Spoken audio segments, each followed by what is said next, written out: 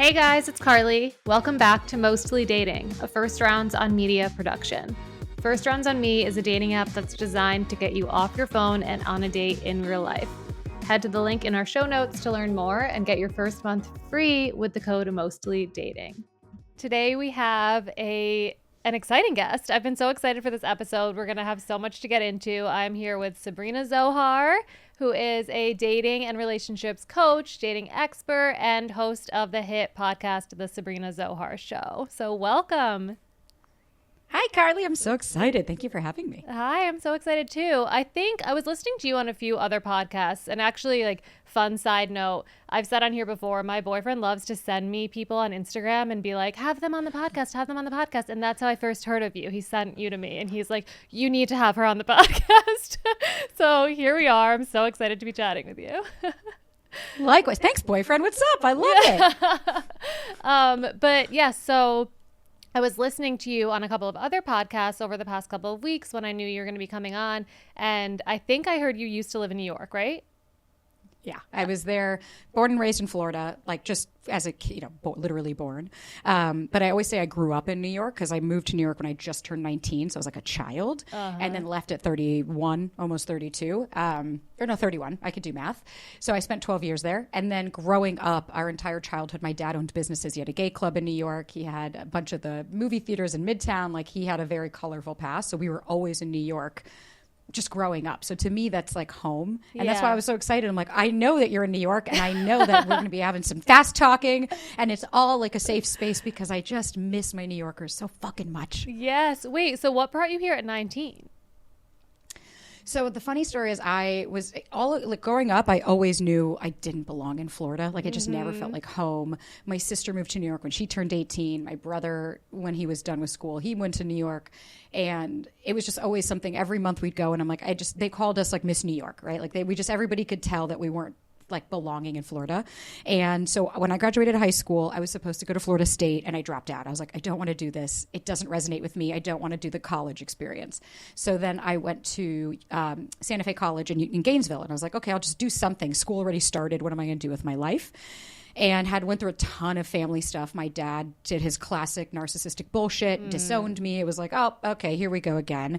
And at that point, I was like, it's time to make a change. So I went to go visit my sister, got a job at Lululemon, working as just like a store associate, and just never left. And at the time, 2009 was when you could actually afford to live in New York right after the recession, when rent was like $1,500 for a one bedroom. Yeah, wait, I am like freaking out right now because we have so many things in common.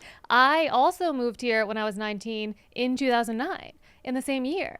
And I went away to college. I went to Ithaca for a semester, and my sister was going to college here, and I was visiting her. She went to FIT. I visited her a few times, and I was just like, this is where I'm supposed to be. Like, I'm not supposed to be in this like small college town. I need to be in New York City. And then I just moved here after that, and then like finished college here and stayed here ever since. So we have a lot in common. You know what's really funny? My brother went to Ithaca College. Really? And then I went to FIT. So I'm like, wait a minute. That's amazing. I love the synergy. Yeah, I love it. Okay, so then you were in New York for a long time, so you've been in the New York dating scene, and then you moved from here to California? Yeah. Okay. So after I did COVID and I was like running my clothing line, and after a year of just being locked down, I was like, I need sunshine. I need warm weather. My sister was moving as well. And I was like, I'm done. So I moved me and my dog out to Venice thinking that was a good idea. Realized LA was not for me.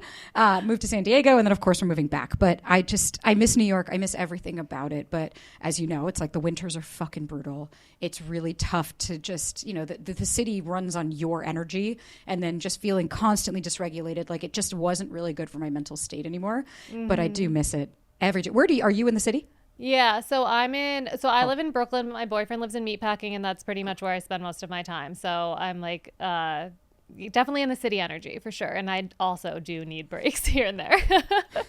But tell us how you got into what you do. How did you get into being a dating and relationships coach? So my story is a bit colorful. So it rewinds, like when I was living in New York, I was the girl I'm speaking to. I was the girl that was so anxious. I had so many traumas, so many things that were from childhood. I had just normalized all my life. I normalized having a shitty father. I normalized, having abuse in the home and never learning what boundaries were. To me, that's the only home I knew. So how could I speak anything differently? And so when I moved to New York, I was reenacting every pattern I had ever learned, like just always dysregulated, always anxious. Why aren't they texting me? Why aren't they calling me? Using my body to connect, being obsessed with dating apps to the point where I had no life outside of how can somebody validate that I'm going to be okay? Yeah. Right. And so then fast forward 2017, my mom went to the doctor with a headache. They found 6 brain aneurysms and just no chance of survival essentially. And I was working in fashion at the time, miserable. That was kind of the first rock bottom I had, where my sister, in the kind of the depths of it, was like, when are you going to understand your anxiety is the fucking problem? And I just didn't understand. I was like, what do you mean my anxiety? What does that mean? Yeah. And that was when I then, I was with my father, essentially. I married a guy that was just a textbook version of the same thing that I'd been running away from.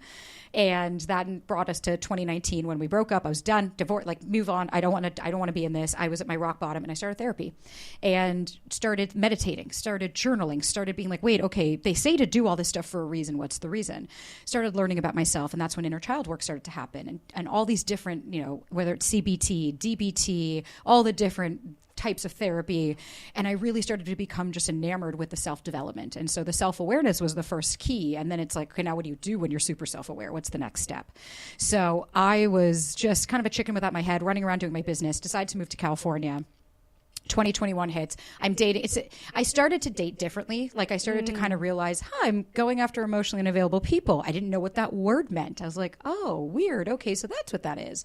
Just started to learn myself more, started to understand the limerence that I would fall into, this just obsession with people without having any real understanding of who they were, right? Just and the idea of them because I saw some photos on Instagram that looked good. And it wasn't until 2022 was the year I would say everything changed for me, because I was supposed to do Shark Tank. And right before all that, I had a big, just a falling out with my dad where I was finally just I'm done. And I started to date very differently when I had stood up to my father, the person I was actually scared of abandoning me all my life. Once that's rectified, you're like, well, who are you, right? I don't give a shit about any of these other people. And then was supposed to do Shark Tank, was on set. We're talking September 2022 or August, right? Right, September, August. And they sent me home after 7 months of prepping, thinking this was going to be it for me. And at the time, I had been doing a ton of podcasts and panels all about being a business owner. And I would always talk about dating and relate the two. And a bunch of my friends were saying, man, I really think you should do something here. But I had my limiting beliefs being dude, nobody likes me. Who's going to care about me, right? just having my own kind of narrative. I swear the story ends soon. But anyways, fast forward. So fast forward, and I think what really changed everything was prior to that, and I'm sure you can understand, I'm curious your experiences as well. Prior to that, I had been listening to all of the big coaches all over TikTok and Instagram, right? Specifically Instagram. All the people saying, text this to get this, do this, don't do this, make them wait, make them. And so I was listening to all this, the box theory and all this inflated messaging. But all I kept thinking was, I'm still anxious, I'm still sad, nothing is working, right? The guy that texts me every day, good morning, he's still not showing up for me. He's not making plans. I don't understand. What's the disconnect? And so at the time, I had gone out with this guy right before Shark Tank, and it was a first date. And he just so happened to call me when I got home and was crying. And I was in a dark place. I'll just say this guy kind of saved my life. And he just talked me off the ledge. I never spoke to him again. And it just made me realize, not in a negative way. We both kind of parted ways. I think we text after just being this is a friend thing, right? Okay, cool. And just realizing in that moment, wait a minute, I'm having different experiences than what I've heard on the internet. Something's up. Started dating this avoidant guy. Then my dog passes away. He's nowhere to be seen. And after Clem died, I was just what the fuck am I holding on to? Yeah. None of this shit matters. I lost myself. I had always joked and said, if he dies, I won't be able to be okay. And it's I wasn't. You're right. Yeah. I wasn't okay. Then I turned to TikTok. I said, listen, there's got to be other people that are struggling just like me. And so I started just creating content, and then met my partner in San Diego a month later and was I'll go with it. And then really started to learn about, wait a minute, true avoidant, true anxious is not what we see on the internet. It's not the clickbait. It's not the nonsense. And just kind of that all mushroomed from here. Started the podcast, started really like diving into this, learning about it, taking courses, and just wanting to know as much as I could about myself and other people. Because if I can understand myself, I could sure as fuck understand others. And that's led us to where we are today. Thank you for sharing that. It's so funny because I feel like the content that you share and the advice that you give, it's clear that it's through lived experiences, and you're so direct, and we're going to get into all of that. But I have so many questions about the things that you just shared. So first of all, how long were you married for? Just under a year. And it wasn't like there was no like grand romance. It was very like, you want to do this? And I was like, yeah, I'll take anything, whatever you want from me. And then he started to punish me, right? And say, oh, well, I'm going to leave you and I'm going to do this. And to get me to come crawling back. I'll never blame all him, and I'll never take full responsibility of it all myself. We both played a part in it. And from that, I became the version that I am today. Was there any big catalyst or any big moment where you were like, this needs to end? Was it what happened with your mom or any big moment in your relationship? He actually has ended it. I know a lot of people are like, you're so strong, you left. I'm like, he made the choice for me. Yeah. But there was nowhere else to go, right? Like the fights were getting worse. The way he would gaslight and walk out, and then he would pin my mom and my family against me, and I was desperate, and he would paint this picture that I was this like psychotic, unwell woman, and he had no idea. And it was like, we know what was the truth here, right? Yeah. And again, I played a part in it, and so did he. But the catalyst was when he left me. We were supposed to go away to see his parents, and he just said, you're not coming anymore. Like, that's your punishment. You're no longer invited. Punishment and for what? Everybody thought, I think because I told him like that he did something that annoyed me. Okay. Or, like, that he hurt classic. me. No, that's what it was. I asked him why he didn't clean up the popcorn, and he was upset that I didn't notice that he had cleaned everything else, and just started screaming at me and irate and running out and slamming the doors. I remember just standing in my living room being like, I don't know what just happened, but okay. Like he just had a moment, and then came back and was crying. It was like very manipulative. And when he saw that I wasn't shaking or wavering, he just kept, and then it was, you know what? I'm done with you. My stepdad told me to teach you a lesson. I'm going to show you. And I was like, okay. And when he left, I'll never forget, my mom came to stay with me, and they overlapped by like 5 minutes, and she looked him in the eyes because he said, your daughter needs therapy. She needs help. And I'll never forget, she looked him in the eyes and she goes, you're going to regret the day you said this, because she's finally going to see who you are. Wow. And she wasn't wrong. Oh my gosh. That was the catalyst. It must be so crazy for you to look back at that now, in the place that you are in now, with like dating and relationships and everything, like self-worth and all of that. It actually, yes, 100%. Like, it is really difficult. It's weird. But at the same time, I think that's why I'm such a cheerleader for other people. Because I'm like, no, I promise.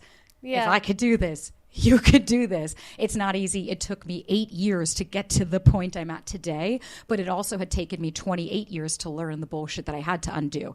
So it did take me time to undo the messaging and the narrative that I had created, because I needed to create a new reality for myself. Mm-hmm. And prior to that relationship, you mentioned being an anxious dater and things like that. What were specific patterns that you had in your dating life even before that relationship?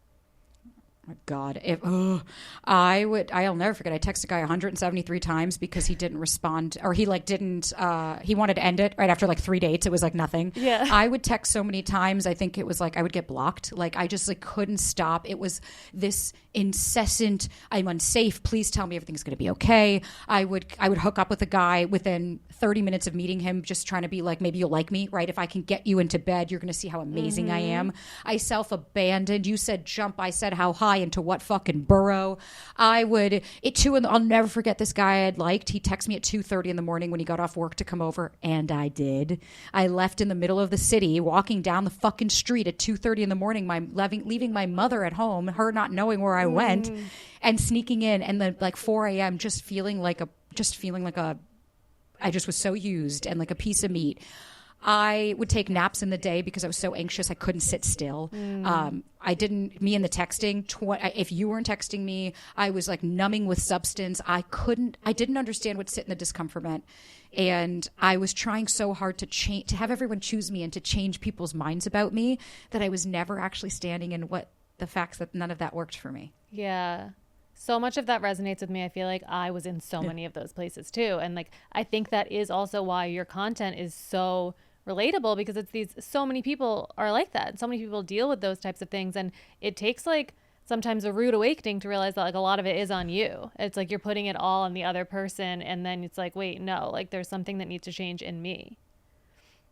And 100%, I think it's so tough. And like, I'm curious your experience as well, if you had like kind of that anxiety as well, because I think we're so conditioned, especially now, right? What is the messaging we hear so often? It's the avoidance of the bad people. Well, I'm anxious. At least I communicate. It's like my favorite line in Eternal Sunshine.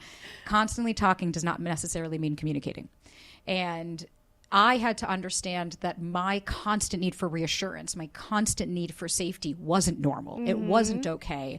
And other people had the right to say no to me. But I'm curious, how did your anxiety manifest? Was it anything different in the way that you showed up? Well, so I fully had anxious and avoidant tendencies. Like I was a terrible combination of the two. I would always go after men who weren't available because in my heart I didn't want a relationship, and I wanted something where I knew, or maybe I was afraid of it not working out. So I chased things that I knew there was no possibility of it working out. Like I started up a relationship with somebody who had a girlfriend and had a long relationship with this person, and in that relationship, although I had all these avoidant tendencies in a lot of areas of my life, I was so anxious, and he was like super, super manipulative, and kind of similar to what you're saying. Like I own that I definitely did things wrong in that relationship, but he would manipulate me in so many ways. And after that, I always just wanted somebody who wanted me, and I never thought about like whether I actually wanted them. But then when they would show signs of wanting me, I would be like so uninterested. I would only want someone who I had to like chase and force to want me. And it was like a pattern that just repeated over and over again. And honestly was like starting this podcast and starting to do things in the dating world and talking to so many people that changed that path for me and made me realize like what I actually wanted and the things that I needed to heal in myself in order to find somebody who was actually like secure and a good match for me. And it's so wild too, like when we go from that and then you meet someone secure, you're like, this is what this feels like. Oh, that's terrifying. That took me a while to be able to receive healthy love because it went against every core belief of like, what do you mean I'm worthy? What do you mean I'm not too much? You're lying to me, right? Like I couldn't fathom that this person saw me and was like, flaws and all, I love you. And you're like, oh. Yeah, like what do you mean you're asking me out on another date like within a day? Like shouldn't you wait a few weeks and make me wonder? It's like I feel like, and it was kind of like a turning point with my boyfriend now, when like in the beginning those things actually felt good, and I was like, oh, I am ready for this. And I've heard you talk on other podcasts and in your content about timing and how important that is, and I've heard you say similar things that like you wouldn't have been ready for your partner now if you had met him at a different time. So I want to hear your take a little bit on timing in relationships.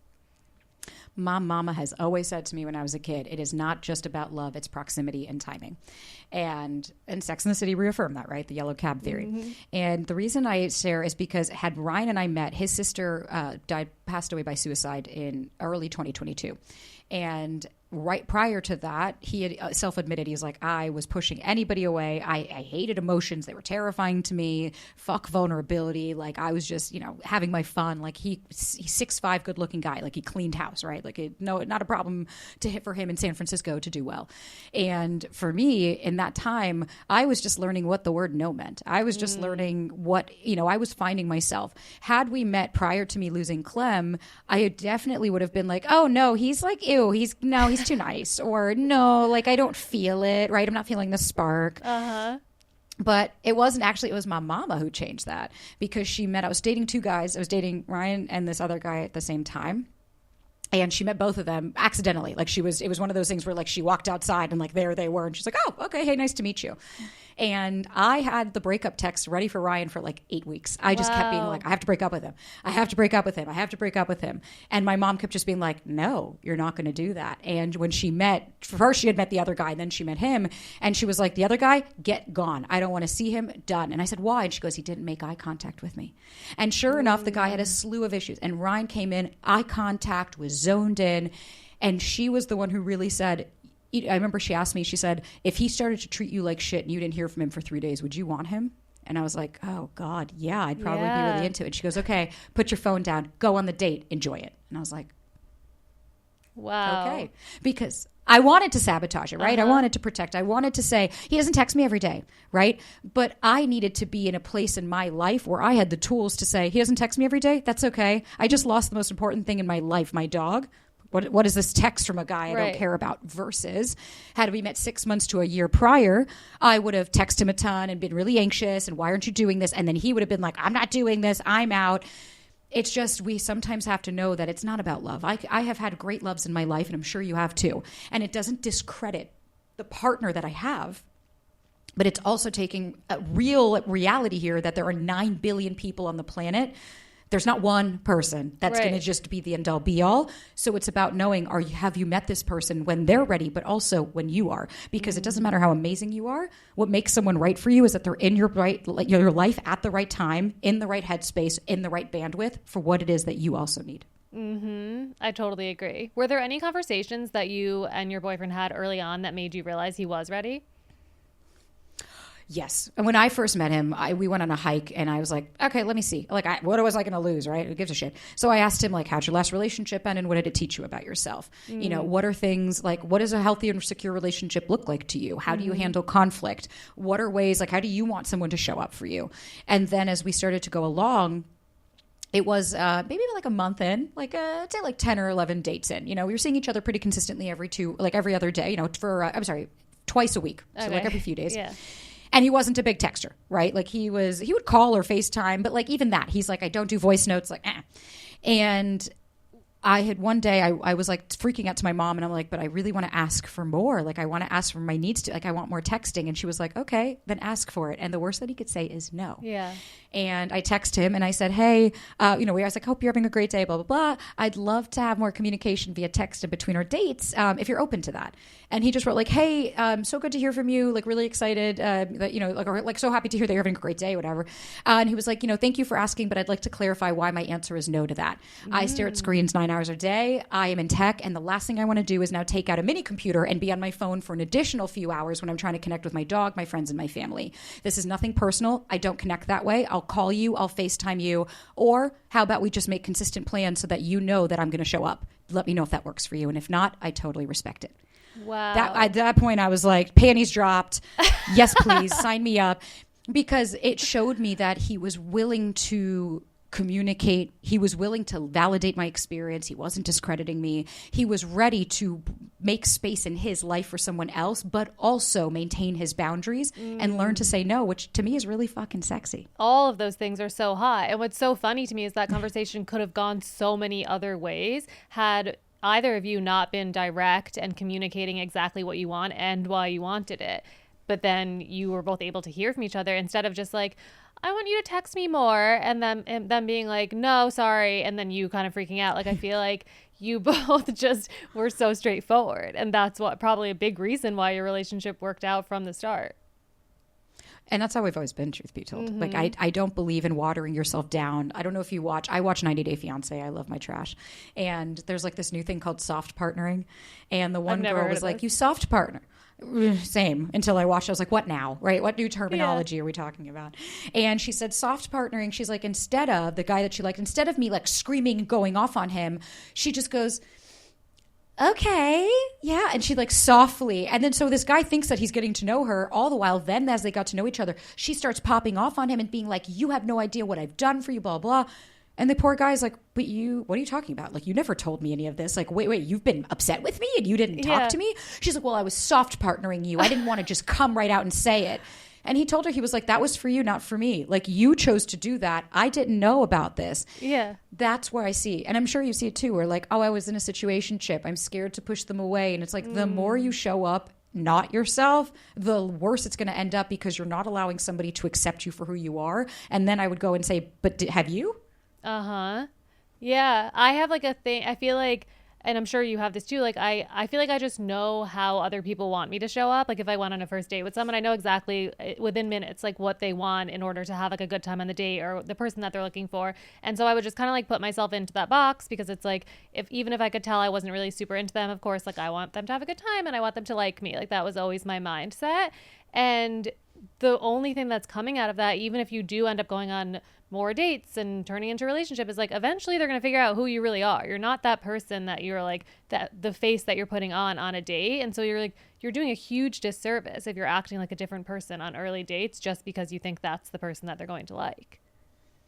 When you waste someone's time, you waste a part of their life. And that's wasting someone's fucking time and your own, right? Because when you're showing up inauthentically, when you're showing up as something else, and then you're not allowing someone to actually get to know who you are, to genuinely see what you want and need, the only reason, not the only reason, but one of the main reasons we do that is because, well, how did you show up in childhood, right? And this isn't about like blame mom and dad, but if I grew up in a household, which I did, with emotionally unavailable parents, then my baseline is going to be to date people that are like that, because what was the messaging to me? You're too much, there's something wrong with you, so water yourself down. Because if you take up space, you're going to lose your caregiver. And that was way too threatening to me. And so when I dated, I walked in that same groove because it was so familiar and it was a pattern that your girl could do really well. Yeah, definitely. Wait, so your boyfriend's name is Ryan? Is that? Yeah. How long have you guys been together? 2.5-ish years. We met like November 2022. So. Okay, cool. No, 2022. I can do math. Yes. Okay. Yeah, I met my boyfriend in December 2022, and I always say 2023, and I'm always like, and it was also on Hinge, so I think we just have like a lot of really weird things in common. If his name was Ryan, I would have been like, I'm done. Okay, yeah. And his name's Ryan. No, I'm just kidding. So since then, like now that you're over 2 years into your relationship, how have like certain milestones in the relationship, like I don't know if you guys live together or just like, or even like defining the relationship, like how did all of those, can you give like kind of a brief overview of the trajectory of your relationship? Totally. So we met on Hinge right before Thanksgiving. Then we went on our first date. We went for a hike. We hooked up and we went for dinner. And I left going, I'm never going to see this guy again. I was like, that's it, right? Nah. And I think truthfully having that mentality of like, you don't owe me anything. Like I made a decision. I'm an adult woman who also said yes to this. Allowed it to where he didn't feel pressured. He was just like, oh, you're really cool. I'd love to hang out with you again. But I made it very clear. Like after that, when we were at dinner, I said, listen, I just want to tell you, and I'm going to be straight. I don't do the casual thing. I was like, tonight, that was fun. I had not gotten laid in a long time. And I wanted to see if we had a sexual chemistry and some compatibility. We did, because truth be told, right before prior, I wasn't that into him. I was like, he's nice, but he's quiet. I needed to see more. And I was like, oh, there's a different side to you. And I said, if you call me to hang out, that's because you have the intentions of building something. And if you don't, that's okay. I don't take it personally. Just fucking tell me. And he was like, got it. And I remember he said, effort equals interest. I can't wait to show you how interested I am with the effort I put forward. Great. And so anytime, first date, just to see if we want to have a second, just to see if we want to have a third. I would say after the texting thing, about a month and a half in, he one night said, listen, I want to delete my apps. I'm not saying that you have to. I just want you to know that I'm in a place where you're what I want to pursue.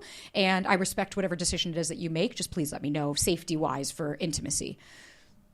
And I said, okay. I was like, I could do that. I think that's fair. That's when I stopped seeing the other gentleman and had to make my decision of like, okay, I'm going to pursue this.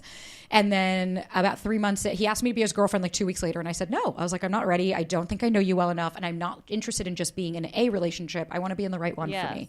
And he was like, absolutely. I respect that. And he said, what is it that you need from me? And I was like, I need more vulnerability. I need to see more sides of you. I gave a very clear rubric of why I didn't feel I was ready. I didn't just say, well, I'm not ready for that. It's like, no, I was ready for it. I just wanted to make sure he was the right person for me. Going slow is really beautiful when you can have conversations throughout and just make sure you're not expediting stages of the relationship. We didn't move in together. I met his friends maybe after like month 5 and then family and stuff. And then we didn't move in together until the end of the year. We were wanting to wait, but you know how it is. Leases don't line up and you're like, you know what, fuck it, let's do it. And so now we've talked many times about marriage, and truth be told, I said no for a while. I was like, I don't want to rush this. Again, if I'm going to, make this commitment to somebody, we see a couples therapist because we want to learn how to genuinely connect. We want to learn if there's a disconnection, because it doesn't matter how amazing you are as a person, a coach, anything. You're human, and there's only so much that you could do in your relationship before you say, hey, maybe we should talk to somebody that can help me understand you better. Then you do, and you're like, got it. That's what that means. Okay. And so now we're moving to LA together, and I think I will be proposed to at some point this year. But we've always just handled everything bit by bit, right? It's a conversation, another conversation. And anytime there's trepidation or I'm not, I don't feel like that, we both understand that listening and trying to understand my partner is really important, as opposed to trying to prove that I'm right or quell my anxiety or get an immediate answer. Okay. That's all like a huge plug for communication. So there's definitely so many people listening right now that are like, that all sounds amazing, but I don't meet those guys. Like, I only meet the emotionally unavailable guys. There's nobody else out there like that. How do you think having that mindset of I'm never going to meet someone or there's nobody out there, how do you think that impacts the way people are showing up even on dating apps and on dates? Okay, I'm just going to take a quick break to tell you a little bit more about our sponsor, First Rounds on Me. So we all know the struggle that comes along with using dating apps, waiting for their reply, spending too much time texting, and then never going out in real life. First Rounds on Me changes the game by making the transition from online chat to in-person meetup as easy and as smooth as possible. So there's no endless back and forth. The app only gives you 24 hours to chat, so you'll know right away if there's a spark and if you're going to meet up. And there's no need to plan the perfect date or have endless discussions. First Rounds on Me actually has a built-in planner that makes it easy to set things up and really enjoy the moment. And it's all about quality, not quantity. So I don't believe that dating is a numbers game. It's about being intentional. On First Rounds on Me, you only get one match per day, so you can have a focused and intentional approach to dating. No more endless scrolling, just real connections. First Rounds on Me takes the pressure off dating. Head to the link in the show notes and you can get your first month for free with the code MOSTLYDATING. How do you think having that mindset of I'm never going to meet someone or there's nobody out there, how do you think that impacts the way people are showing up even on dating apps and on dates? Oh, I love that question, because when you have that mindset of there's no one else, I'm never going to find anybody, you're doing one of two things. You're doing the first thing is cognitive bias, right? Your brain is going, oh, there's only emotionally unavailable people. There's no one else for me. I'm only going to find those people. If you go outside right now and say, I want to find a red car, your brain will scan for that. And then it becomes, notice how like when you're looking for things, right? You're going to go buy a car. Next thing you're like, wow, everybody has a Jeep? Yes. I didn't realize that. It's like, no, you're just significantly more aware because your brain is centering in on that. So that's the first thing. Second thing that comes is scarcity mindset. What you're telling your nervous system is I'm only safe if I have this type of person. There's no one, there's a lack of, it's a shortage. I'll take what I can get. And then what ends up happening is we become really thirsty, right? You're living, you're attaching, you're not connecting. You need them. You don't want them, because part of being healthy and secure is knowing that I don't know everything, right? I got to challenge my thoughts. I don't have any facts to back up that there's only that. But I will say this. If you're only dating, if you're saying every guy I date is that, sorry, baby, you're part of the pattern. Yeah. You have to look as well as what kind of buyer am I being, right? When you talk about the apps, I remember those guys, and you know how I could identify them? They were the ones that probably wrote back with one word answer or came on really strong and then fizzled quick. They were the guys that probably text me morning, noon, and night. They were the guys that, right? They were the ones that in the beginning showed me specific behavior that ultimately led to them being unavailable. And because I wasn't being a better buyer and I was disconnected from my wants and needs and desires, I couldn't see that. I was so focused on please choose me and just be the one, right? Instead of looking and saying, well, like I exist, other amazing people exist, and I get to be the CEO of my company, and I get to be the one to decide if you work for me, not the other way around. Okay, mic drop. If there's somebody listening who's like, okay, well, then I need to take a step back because that's exactly how I'm dating. How do they stop and figure out like what they even want and what they're even looking for? A good way to start and figure out what it is that you want and you need and is, one, what are things I used to accept in relationships I'm no longer willing to, right? So that's even a great place of like, I am not going to handle disrespect anymore. Okay, cool. I want someone that's communicative. I want someone that's reciprocal. I want someone that's consistent. Great. Then the next thing is, okay, what does that look like in practice, right? So what is consistency? Consistency doesn't mean that this person texts you every day at the same time. Consistency and reliability mean that their words and actions align and they're dependable, right? That they show up and you're not guessing, you're not filling in the blanks with ambiguity. Then on the next kind of when we go from there is how do I want to feel when I'm with this person, right? What is my nervous system going to feel like? Do I want to feel prioritized? Do I want to feel like this person is, you know, makes me feel like I am the only girl in the room, right? That they're really lasered in. They're focused on me. They're paying attention. They remember small things I said about them. They're really thoughtful. Like I remember for so long, I kept saying, God, it would be my dream to be with a man who would help me like with the cleaning and the cooking because like I am not good. I can't cook for the life of me. And I would just be like, man. And I said that to Ryan on our first date. I was like, oh, I barely eat lunch at this point because I never make it. And on our third date, he invited me over for dinner. And when I left, he goes, by the way, here. And I was like, what's this? And he was like, I remember on our first date, you said you don't eat. I made you enough food so that you have lunch for tomorrow. And every date we went on, he would always give me food to take home and he would make me extra specifically for my lunches. And I kept saying, that's what I need, right? Someone who has acts of service. And so when I met someone like that, I was able to go, there it is, right? Oh my God, I've been waiting for this, because I was clear about how I wanted to feel, right? What is it I need? How do I want to be desired in my relationship? I don't care what the person looks like, right? Like, it doesn't need to be, they have to be blonde, blue-eyed, 6'2", right? None of that matters. What matters is, how are they treating me? And how do I feel when I'm with them? Not how do I feel about them? It's a good place to start. Yeah, I love that. I think that's so true. And then we've all, at least I definitely have, we've all been there where you've been on 1 to a few dates with somebody and they are checking all these boxes and you're feeling so good. And you just kind of future trip and you start moving 10 steps forward and getting so wrapped up in it. How do you suggest somebody stops doing that? The first thing we have to see is what happens in your body when you do that, right? Because so many people want to feel better, but they don't know how to feel. And that's okay. No one taught us that, right? We're so conditioned of like, stop crying. God, don't be a little baby, right? Just, God, man, grow up.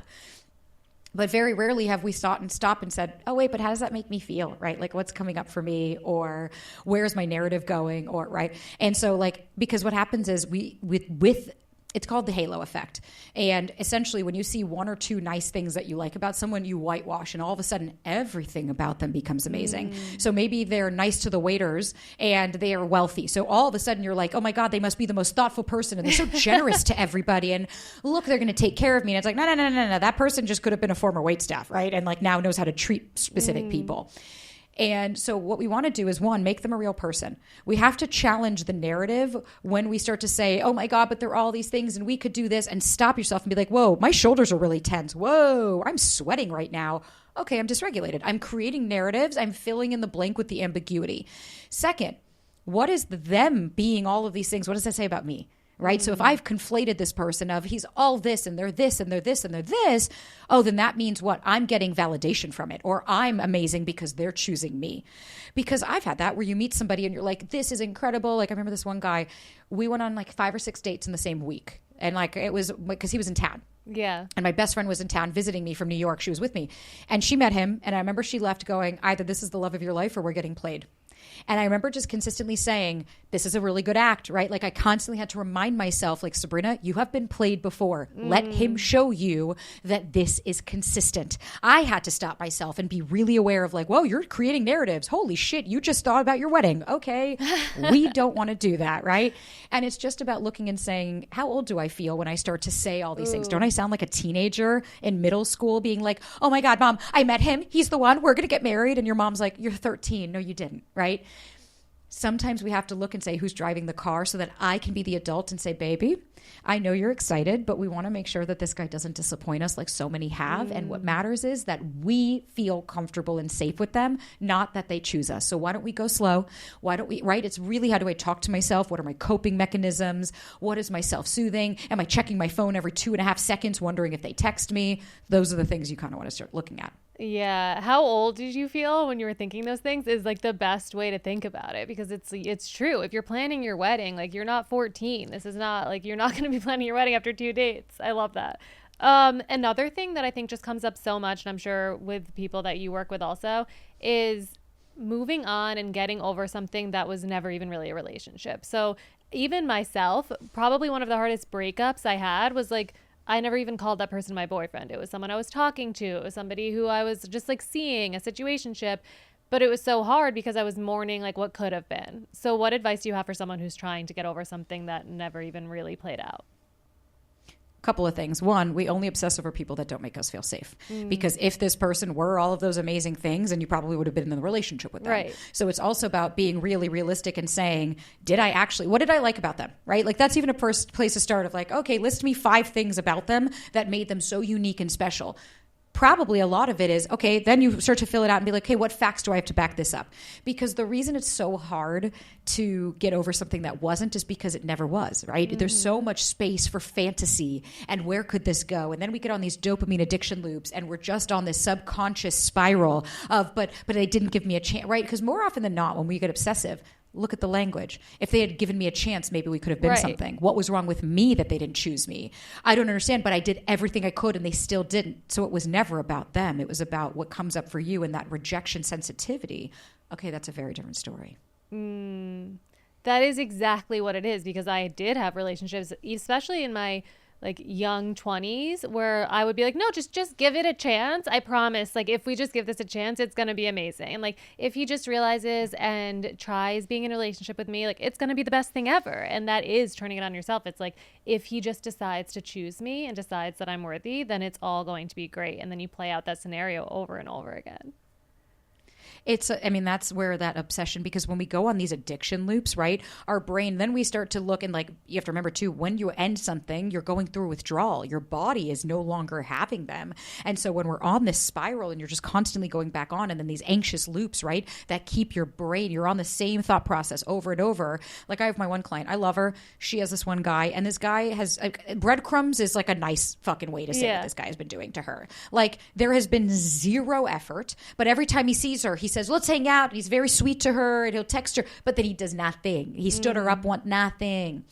And she just, every time we talk, the minute we'll start to make progress, she'll go right back on of like, but I really want him and there's no one else. And maybe I should just go back on the apps. And it's like, no. What we need to do is, maybe it has nothing to do with the apps and it has nothing to do with him. It's like, sit with this. Right. Sit with it for 5 fucking minutes and stop talking. Allow your body to tell you what's really going on, because when you start to listen and you quiet the chatter, which takes time and practice. I didn't go to the gym once and get a 6-pack, right? I go every fucking day, and I invest in myself, and I'm consistent, and I show up every day to achieve my goals. That also has to do with healing and the way we see people and the limerence that we're in. Yeah. And what you said earlier, it just popped into my head, but you were talking earlier in the beginning of our conversation about seeing things on TikTok and seeing the dating rules and the dating advice and just like the blanket statements that coaches will put out there. And you think, as somebody who's like seeing that, you think, okay, this is going to work for me because that's what she's saying and this is what everybody should do. One of them for me that just drives me crazy is the classic, like, if you're confused, they're not interested.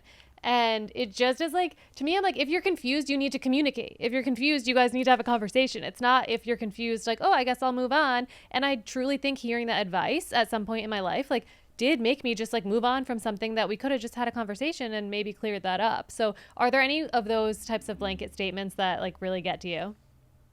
I hate that one too. I'm with you. Yeah, like if they like you, you'll know. If not, you'll be confused. And you're like, I don't know, dating's really confusing. Yeah. Like it is a confusing thing. Anxiety is normal. It's like where you're going to stay confused if you're not talking about things. Yeah. I don't love if it's not a fuck yes, it's a no. And it's like, but where's the nuance, right? Like if it's not a fuck yes on you want to be in a relationship with me when we have that talk, but even then, right? Like when my partner and I met the first time, I was like, I'm not 100% man. And like, that doesn't mean that there was something wrong. It just meant that I needed more time, right? Yeah. I hate if a guy doesn't text you every day, he doesn't like you. And you're like, oh, fuck, I'm sorry. Who knew, right? If they wanted to, they would. Yeah, and it's like, that's the worst. Wow, I had no idea that everybody's the same, right? Yeah. And that's, I think, why. Because they're trying to chalk up human psychology, very nuanced creatures, into 140 characters or less, like a fucking bumper sticker. Right. And you cannot discredit how nuanced humans are, or like even of like avoidance don't feel. And it's like, that's not the reality. That's not the case. Yeah. And I feel like we just overconflate so many things, and it just drives me fucking insane when I see that stuff, because it's keeping you single. Or my favorite is you're not a high quality, high value woman if you don't. You're not high value if you don't do this. And I've gotten into there's a couple of creators that are those sprinkle, sparkle, sparkle, sprinkle, sprinkle, whatever the fuck it is, creators. And they'll send their army trying to come after me. And I'm like, you could come talk to me all day, baby. Tell me how your relationship is. And then let's go back and have a conversation. Yeah. Like, you won't get a high value man if you text him first. It's like, what? A coffee date means you're not a high value woman. It's like, excuse me, I value my time. So yes, actually, that works for me. Exactly. Okay, I'm glad we're on the same page. I want to make sure we have time for some listener questions because we got a lot of good ones. So I'm going to pull them up. Okay. This person says, I matched with a guy. We have some things in common, but he's been giving low effort. He says he's busy, so I haven't invested either. Do I just stop answering, or do I write an explanatory goodbye message? So the explanatory goodbye message is your fawn state. That's going into that fawn of, let me tell you everything and let me over explain and let me let you know, then you could validate that this is right? And I don't think the pendulum has to swing either way. I think what you could do is like, first of all, if you're acknowledging they're not satisfying your needs, you're breaking breadcrumbs, because there's nobody busier than someone that's not interested. Right. Let's just say it. Yeah. And I think what you could do is when that person reaches out, be like, hey, while I appreciate you reaching out, the inconsistency and the hot and cold of this dynamic doesn't work for me. I wish you all the best, but I'm not interested in continuing with this. Right? You don't have to. That's your explanation. Hey, you're being inconsistent. That doesn't work for me. Thank you so much. I'm way more intentional. If this person, usually what I see is, okay, right? Like you'll just get like an okay or got it or all good. Yeah. Or a heart, right? All good. Because for a lot of people, when you call them out on that shit, it's not that they're running away from a good person. They're running away from the person that they need to become in order to receive you. And so if we stop personalizing it about ourselves, you cannot change other people, nor can other people change you. Because if you were, then you and I would be billionaires if we just made a podcast and all of a sudden we change the world. Right. Yeah. So do you think I would wait until he reaches out. I think that's so true, because it's like, why are you proactively going to tell them that you don't want to hang out with them when they're not even asking you to go out? It's like, so do you think that if you're messaging with someone, if you match with someone on an app and you've been messaging maybe for like a week and then you just decide you're not into them anymore, is it ghosting if you just like unmatch them? Do you have to say something? Well, first off, you're talking for a week. You're wasting your fucking time. Right. Right. Before even go planning. meet these people. Go meet it. But I'm with you. Personally, for me, I think ghosting has gotten way. I heard this my client the other day. She's like, I got ghosted. And I talked to her today. I spoke to her last week, our session today. And she goes, no, he texted me the next day. I was like, so you didn't fucking get ghosted. I was like, ghosting would imply poof, gone. Yeah. That's it. But here's the thing. Ghosting means you need to have some sort of a relationship. Right. A digital one does, because here's the thing. That might not be a real person on that app. I have been catfished so many times because you're like, wait a minute. Okay, this feels fishy. So it's about also acknowledging that, like, sure, you could tell someone like, hey, I'm not really interested in this. It's like, or you could just fucking unmatch and move on with your life if they're not putting effort in to meet you. Okay. That same. Somebody asked me something recently on Instagram that they said that. They were like, and it wasn't even a week. They were like, we've had a few messages and I'm just not feeling it. What should I say? And I'm like, oh, when that was me, I would just unmatch. The number of people that were like screaming at me in my DMs, like, how are you like telling people they should ghost people? You're like a voice for ghosting. I'm like, that's not ghosting. Ghosting is when you go on a date and then they ask you out on a date again and you just ignore them. Like, I feel like it's not, you can't like proactively go. I don't know. I feel like I felt weird about that one. No, I'm with you, because it's projecting, right? Like those are the people that are projecting their frustrations that people probably do that to them. But here's the thing. Tell me, it's fine in theory, right? Until you're on the apps and you've got 40 people that you're messaging and you're not interested in half of them. Right. Then come back and tell me that you're sending that message to every single one of them. Hey, it was so nice to meet you, but I'm not interested in pursuing this. Take care. Yeah. That's what I mean by like, what are your expectations on dating apps? It's not a place. It doesn't mean that everybody's going to act the same. And if somebody unmatches me, I've had that. I've totally had that where you're messaging and all of a sudden they unmatch you and you're like, oh, okay. It doesn't mean that it doesn't feel shitty, but you're like, thanks for doing me the favor. Right. I don't need any more of this small talk shit if you're not going to come and show up. Yeah, exactly. Wait, have you ever actually been catfished where you got out on the date and it was like a completely different person? Yes. This was, well, gone on the date and it was a completely different person. I didn't go on the date, but I got stood up. But this was like, I was 22. So this was when dating apps had just come out. Like when I moved to New York, OkCupid had just come out. I was going to say, was it okcupid.com? Like the website. Yes, it was the same. I was going to say you and I moved to New York at the same time. So yes, it was okcupid.com, no app. And it was this guy and he kept telling me, I'll meet you here, and then never showing up. And then sending me a photo of like his legs up against the bar and being like, I was there for you the whole time. I was waiting for you. And I'm like, there were 2 entrances to the bar and I was in front of both of them. Oh my God. I went in. I was like, I called you. You told me you were on your way for over an hour. And I just stood there to the point where a group of guys was like, do you want to just join us? And then I went home. And then at 1 a.m, he was like, I was there all night waiting for you. And I was like, you're not fucking real, dude. After that, I started just being like, I'm not wasting my time here. Like, if you're not going to FaceTime, if you don't have a legitimate Instagram, like I've had that where guys are so good looking, I think they're fake. And it's like, you need to prove to me that you're real, and vice versa. People have thought I'm fake. I'm like, no, I'm just a human. Like, I'm not a fake person. It doesn't hurt. But yes, I've been catfished in that way, and it sucks. I've been hatfished. What's that mean? Oh, when they take it off, they have the worst hairline. And it's just like, really, right? Like one guy, he had long hair and then he had a hat on, and when he took it off, it was like stringy across. And I was like, oh, why don't you just shave it? Wait, I thought that my Right? boyfriend Sean was hat fishing me. I didn't know there was a term for it. But their first 4 dates, he wore a hat. And I'm like, is he ever going to? I was really nervous because then I realized I looked back on Hinge and all of his pictures had hats. And I was like, what is happening here? And then we went to a jazz bar where they made him take off his hat. And my heart was like pounding. I was like, is there going to be hair under there? It was all normal. But that's so funny. Okay, this person, I feel like you're going to have some tough love for them. So I like this one. Probably. This person says, how do I deal with always being the token single one and the one that never gets chosen?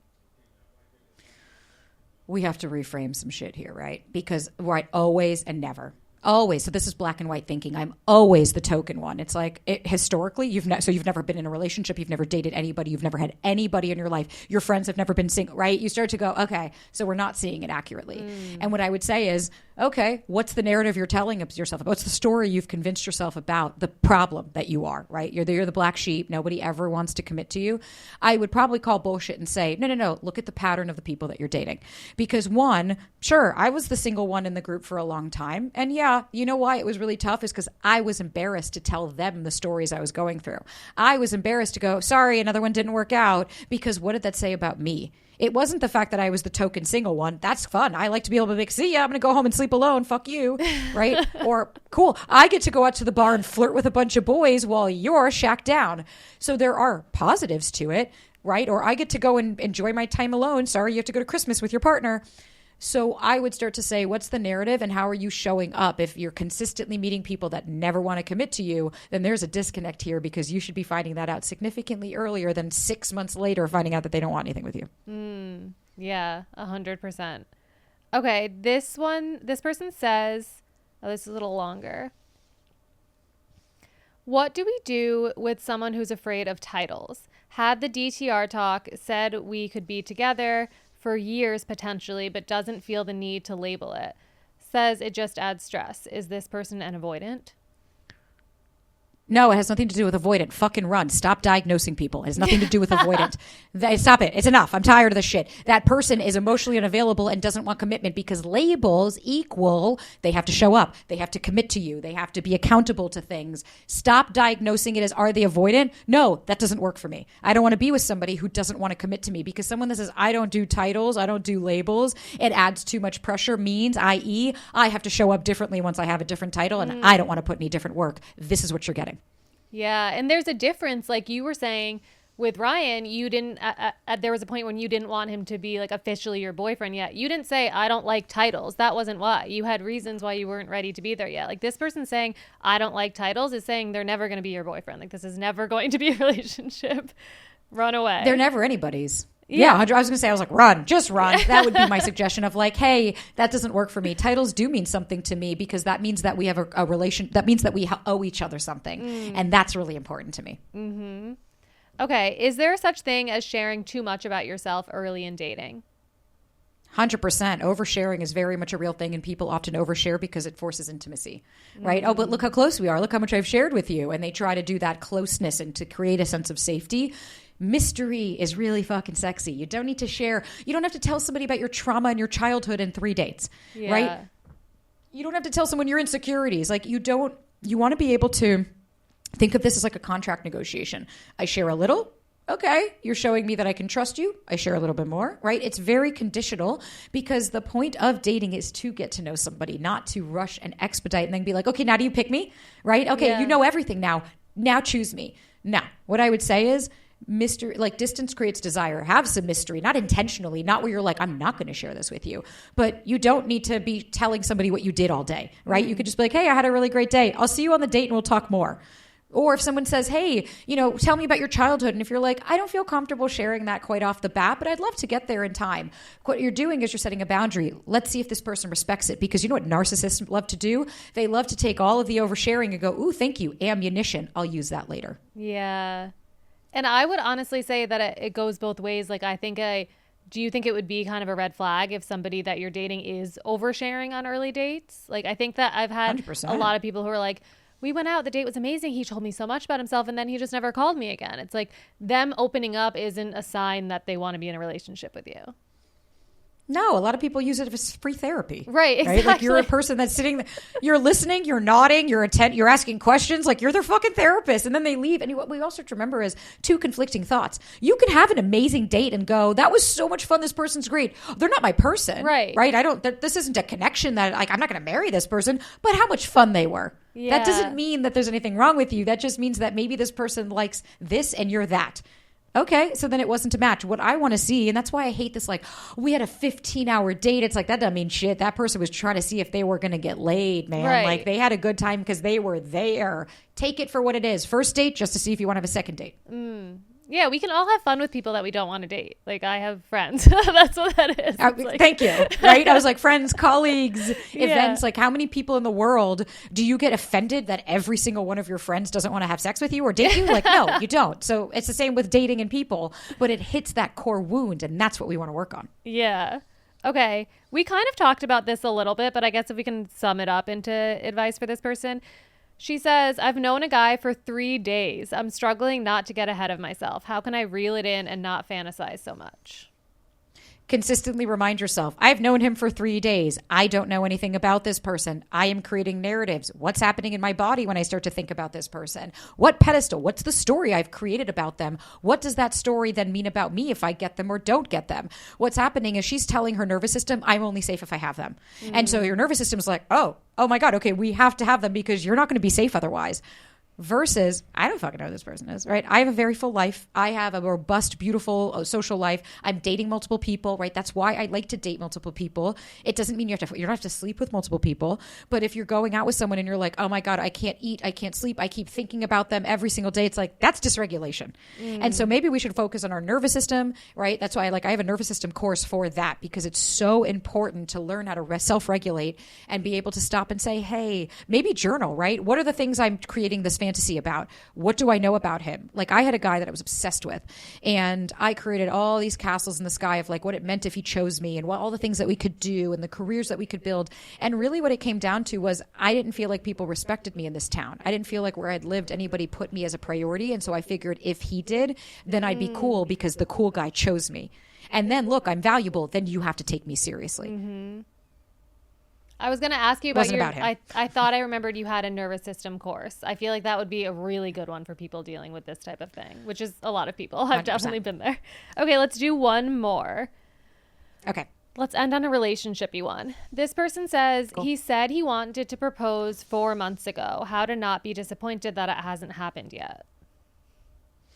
I mean, it's also okay to tell somebody that. Like, hey, I just want you to know, like, I want to be honest. You had mentioned that you were going to propose, and it does make me a little sad that you haven't yet. But then at the other time, what I would also flip side that and say is, but that's also part of the surprise, right? Is that like, what's the disconnect? What does the proposal mean? Right? Like, my partner has been saying, like, he has the ring. I don't know what's going to happen. I'm in no rush, right? We're still in a happy relationship. We're still really pleased. Everything is going really well. And so maybe the conversation could be a couple of things. One, hey, how do you feel about our relationship? I know we've talked about being proposed, and I know that hasn't happened yet. How are you feeling about us? Yeah. Get curious instead of accusatory.